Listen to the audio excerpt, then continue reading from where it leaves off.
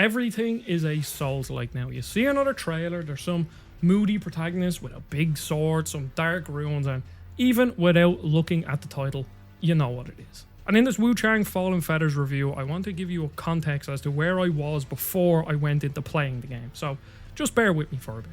Now, I didn't always feel like this, because back in the early 2010s, FromSoft were the only ones really making games like this. Yes, Dark Souls was all about the difficulty, and that's what everybody was talking about, but realistically I loved it because of the mystery and the atmosphere and just the invitation to get lost. And then Lords of the Fallen came out, and it showed me just how special FromSoft were, because the original Lords of the Fallen wasn't good at all. Since then, the genre's expanded a lot.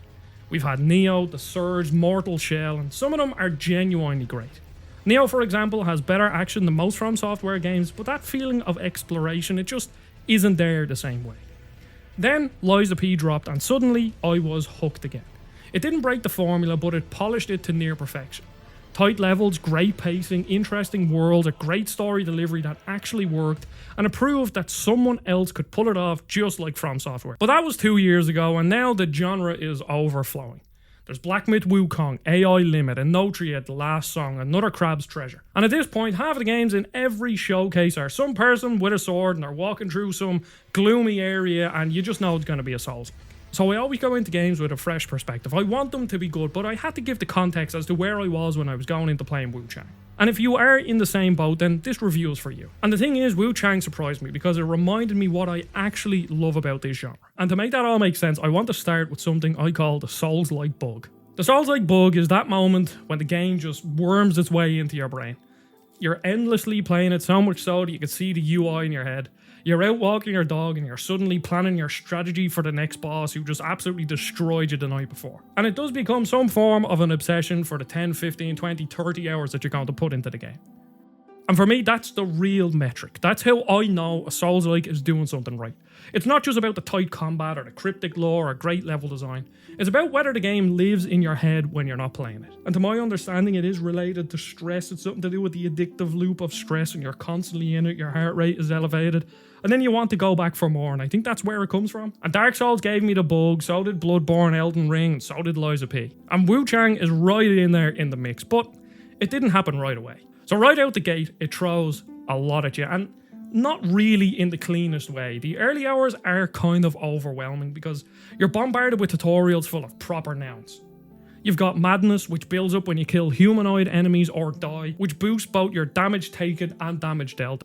And then there's Skyborn Might, which you earn by dodging at the perfect time or landing full combos, and that fuels your special abilities, and they're all intertwined with one another, and it's a lot to process, and it's all layered on top of each other, so different tutorials have old proper nouns from a different tutorial, so then you have to like check back, and you're trying to contend with all of this, and then on top of that, it just has all the standard Souls-like stuff, like difficulty, you have stamina management, dodges, flask healing, status effects, and all that sort of stuff. And even as someone who spent hundreds of hours in this genre, I found myself rereading tutorials, checking menus, and wonder if I'd missed something. And that was all within what felt like the first hour or two. There was just a lot thrown at me, but while I was still trying to make sense of all of it, while I was wrestling with Skyborn Might and wondering how the magic system even worked and how the leveling system worked, which is really strange, I'll explain that later, I found myself getting distracted by the level design. And I mean that in the best way, because it's really good. I stepped into the first major area and instantly it just felt right. There's tight interconnected paths and shortcuts that loop back in themselves, and you're constantly getting that satisfying moment when you push open a locked door or go in a lift and you realise like, oh, I'm back here, and oh, there's a checkpoint. Oh, that's good. Now I can go back there, and then it means I have a shortcut. And it means I don't have to do that big run back that I was just stressing over because I only have one flask left over. And that's why I fell in love with this genre all them years back. The best ones understand that the level design is one of the most important aspects, and they just trust you to explore them. You're never explicitly given the way to go. You're just looking around and you see a path. And you're like, oh, I'll go down there. And then when you go down that path, you notice that there's 3 branching paths. And then you can go up here and you can go into this house and you climb this ladder. And then you can get on the roof and you can dip down. And that's the best part about them. And that's when I knew I had the bug. And this is a pre-release review, so I can't show the later areas. I'm going to keep this to mostly like the first 2 areas in gameplay to not spoil stuff. But every area is just as good as the last because they're all so intricately interwoven and designed. And the best thing is, this is all one interconnected map. every single thing makes sense, and you can go from the first area all the way to the last area without having the fast travel. Now, the biggest part of that battle is to just design the levels well so that they feel fun to explore. But there are many aspects that pull me into the world of a Souls. Like, they're immersive in a way most other games aren't, because you are constantly worrying about when your next checkpoint is going to be, when you can finally recharge your flasks.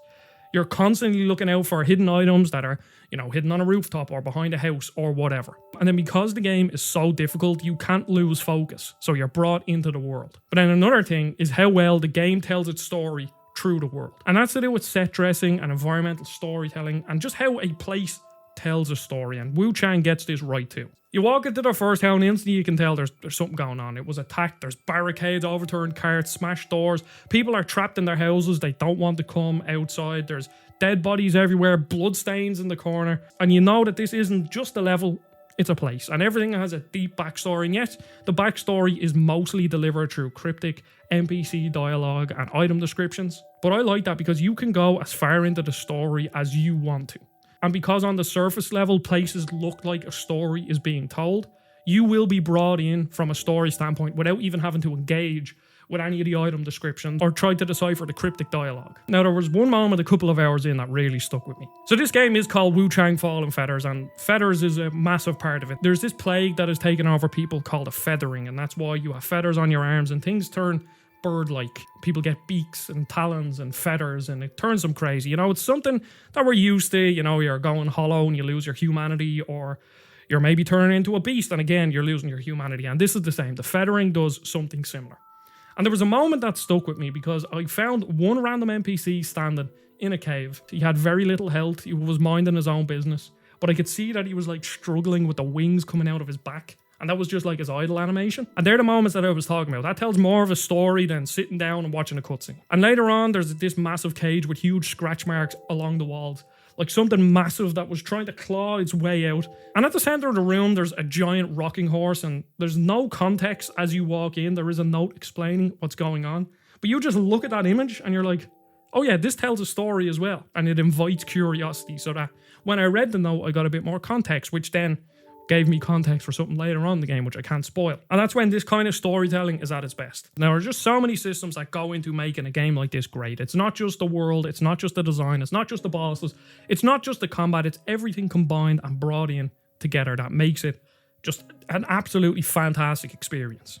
And I didn't want this video to just be Wuchang Fallen Feathers versus FromSoftware games, and this should hopefully be the end of the FromSoftware talk. But if Lies of P is Bloodborne mixed with a bit of Sekiro, then Wuchang is mostly Bloodborne with some Dark Souls sprinkled in. It feels faster paced like Bloodborne, you have a dodge step instead of a dodge roll, and in general the game just wants you to be more aggressive and get in on top of enemies. But then there's a couple more sort of RPG-ish like mechanics sprinkled in, just like Dark Souls. And at first, the combat, it just looks pretty standard. You can dodge, you have stamina management, there's a healing flask, it's all, the same stuff. And I'll be honest, at first it felt good. I was like, yeah, this is a very competent, really good combat system. I'm enjoying it. But then once you start to learn all the intricate systems, it really opens up because each weapon has unique skills mapped to L1 and L2. So for my run, I went with the long swords because it was a bit harder hitting than the dual blades and the one-handed swords, but it wasn't as slow as the giant axes. So it just felt like a good middle ground. And my starting weapon had a wide sweeping slash on L1 and a kick on L2 that quickly became my favourite move in the game, and I used it throughout my whole playthrough. And at first I barely used them because I was playing this more just like a normal Souls-like game where most of the combat was R2 and L2, just normal attacks, but once I started experimenting, everything just clicked. I dodged perfectly to build up some Skyborn might, get a few hits in, and then slam the enemies to the ground with a kick that knocked them flat on their arse. It was clean, it was satisfying, and most importantly, it felt like I sort of earned it because there was a clear progression from me treating this like a very traditional Souls-like game where I was mostly focusing on normal attacks, and then eventually I learned to use these abilities to their full extent, and it all sort of culminated in a boss that I can't show, but the boss was really aggressive and it sort of forced me to learn to use all of my abilities so that I could properly beat them, because at first I thought this specific boss that I'm talking about was going to be completely impossible, but then once I started to use my kick more, it became a lot easier. Then on top of that, you got the magic system, and that uses Skyborn Might as well. And there's no stat barriers. When you pick up a spell, you can just equip it and use it. Now, different spells use different amount of Skyborn Might, and they deal way more damage. They inflict different status effects, so they are really, really useful. And it felt like, yes, I was still doing a build. I was mostly a longsword wielding character that mostly used the abilities tied to the sword, but the fact that there's that flexibility, it just gave that one extra layer to it. And eventually when it came to the build crafting, I started to move towards like a fire sword hybrid where I equipped these gems onto my sword. That meant that when an enemy was on fire, my sword dealt more damage. So then I could imbue my sword with fire, so then I could inflict fire build-up on them, and then I also had fire spells. So then that was my build, and it just felt really satisfying. The leveling system on the surface, it's pretty standard fare. You know, you kill enemies, you collect red mercury, and that's your experience currency. And then you use it to level up, and you can use it to buy stuff as well. It's just normal stuff. But the way it's presented in Wuchang is kind of weird, because at first I didn't really know what I was doing. Instead of dumping your red mercury into different stats, you are converting it into red mercury essence, which is then used as a skill point on this grid sphere system like screen that's, you know, similar to Final Fantasy X. And on the skill tree you can spec into different weapons, and you can do these at any time. You can reset your skill tree at any point as well with no penalty, which is great. So I went down the longsword tree, and here's actually where you upgrade your weapons to +1, +2, +3, and your flask as well. And you're pumping stuff into strength and vitality and endurance and agility, and eventually there's other things like magic and feathering, which I didn't really get a grasp on. That's the sort of stuff I save for a second build. But one of the coolest parts about this build crafting and leveling up is the sort of madness builds that you can do. So as I said, you build up madness as you die, and you deal more damage, but you also take more damage. But then also in the skill tree, there are nodes that you can unlock that give you unique abilities that only apply when you are above 50% madness or 90% madness. So it's a high risk reward build where you want to deal as much damage, but also bosses can realistically kill you in 2 or 3 hits when your madness is really high. And you are really powerful, and that is the risk reward system. But there's one extra thing in it that really sort of ties this whole system in together. So when you die, you drop some of your red mercury on the ground. You have to go back and pick it up like any other Souls-like. But if you're at maximum madness and you die, you drop your mercury on the ground, you run back to it, but this time you can't pick it up. An enemy spawns out of it as you get close to it, and this enemy will attack other enemies around. Other enemies will attack it as well. Or the other enemies could attack you, so you could get over there, and there could be 2 really difficult enemies in this room where your souls are, and the only way of getting them is by killing both of them, as well as killing the inner demon that just came out of the ground that you have to fight. And some of them, especially at the start, can be quite difficult. They're almost like a parallel to you, and they use different weapons, but they use the weapons that you also have access to, and they can heal as well. They're almost like an invader from other Souls games. Now, another pillar of this genre are the boss fights, and everybody talks about them. There will always be that filter boss. It filters a lot of people out. And there are a few in this game. Now, unfortunately, again, this is a pre-release review, so I can't deep dive the way I would want to into different mechanics and break it down and say why I like this boss and why I sort of didn't gel with this boss. But what I will say is that a lot of the bosses rely on status effects. And in most instances, it isn't a problem. But near the end, it does get a bit exhausting, because every single fight you have to contend with some status effect. Now, it does help with the RPG mechanics now, because you're changing out armor and you're like, oh, I need more lightning resistance, so I'll swap into this armor. And I do like that aspect, but status effects can kind of be annoying. I don't mind status effects in some boss fights because they make them stand out, but when pretty much every single boss has them, it kind of diminishes it a bit. And what I will say is that the first handful of bosses are quite easy. I ended up beating a lot of them on my first go, and even the ones that I died a few times to, they still died maybe twice to them. And while they're good at teaching you certain things, specifically the first boss fight that you encounter is a really slow moving enemy, and it kind of gets you used to status effects. It gets you used to dodging attacks and reading enemy patterns. I think the first boss is really good, and then the second one ramps it up slightly with a more prominent status effect and generally just being more aggressive. But then a couple of hours in, and I don't really want to show this boss, you kind of get to the first filter boss, and this boss took me like 20 attempts, and my first couple of attempts I was like, this is going to be totally impossible. And that's when I started to use my abilities a bit more, and it became a bit easier. But what I would have liked to see was the earlier bosses being slightly harder, maybe just ever so slightly faster or ever so slightly more aggressive, so that it would have trained me better for this fight, because the fights before weren't difficult, so I felt like the game didn't exactly teach me and get me ready for that fight. So instead of the game slowly ramping up to that fight, it felt like I had to ramp up during the fight to meet that boss where they were. And while I wanted to make this review a bit more personal and hopefully make it stand out, that's up to you whether or not I did, I do have to throw in the obligatory performance section, because the problem is Wuchang has a lot of technical issues. So just on a base level, it looks a bit fuzzy, and I was actually told to raise the sharpness to kind of remove a bit of that, and it does help somewhat.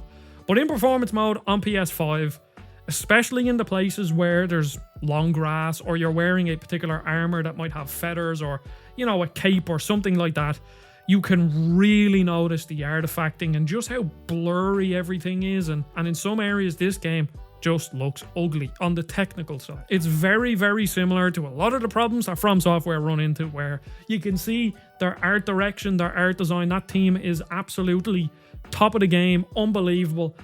And then you go to the technical side and you're like, oh no, this needs to be fixed. Because with those fuzzy visuals, you also get a lot of performance problems where the first couple of hours of the game, I basically didn't have any. And then there was a section of a few areas where the game just wasn't running well whatsoever. I'm no Digital Foundry, but it was like holding 60 FPS and then it would dip. And then probably 5 or 6 times during my playtime, the game would just straight up freeze. Just randomly would freeze for like 2 seconds and then continue to play. And during that section, it certainly did distract from the levels and running around. You know, the performance just wasn't great. And on the PlayStation 5, you have quality, balance, and performance mode. And in quality mode, it does look sharp, it looks good, but then obviously it's 30 FPS. And then in the balance mode, it's 40 FPS, but it doesn't look good enough for me to want to lose those frames. It certainly needs a performance patch. In fairness, I didn't encounter one bug. I didn't get stuck in any terrain. None of that happened. The game never crashed. It's just those little performance issues that hopefully can be fixed. And maybe the game can, you know, look a bit better, but you know, I don't really care all too much if the game is fuzzy. Once it runs right, then I'm usually okay with that. So yeah, Wuchang Fallen Feathers deserves to be up there. You have to play it. If you're a Souls-like fan, I think it's on Game Pass. It's also very cheap. It's only €50 and I presume $50, so it is a budget game. But that budget doesn't show up anywhere.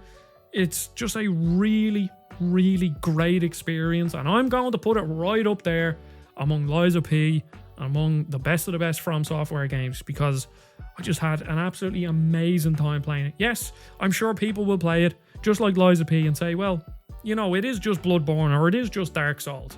And that is true, but it's also a ridiculously high quality version of it. So I had a great time playing it. I highly recommend it. I have a Discord down below if you want to join. We talk about games. You can keep up to date on everything I do because I'm just that great and whatnot. I don't know. And yeah, subscribe to the channel. I appreciate every single person watching this. If you have enjoyed it and you are still here, then please subscribe. And I'll see you all in the next video. Goodbye.